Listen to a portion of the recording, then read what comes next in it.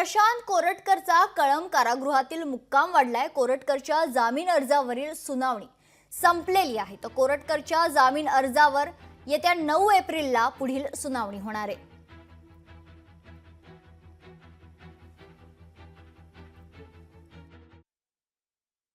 आता सुद्धा हा जो जामीन अर्ज केलेला आहे तो अत्यंत घाईने आणि जामीन मिळालाच पाहिजे असा दुराग्रह ठेवून केलेला आहे असं दिसते। कारण की इन्व्हेस्टिगेशन अजून पूर्ण झालं नाही असं सरकार पक्षातर्फे सांगण्यात आलेलं आहे। लेखी स्वरूपात पोलिसांनी दिलेलं आहे की इन्व्हेस्टिगेशन अजून पूर्ण झालेलं नाही।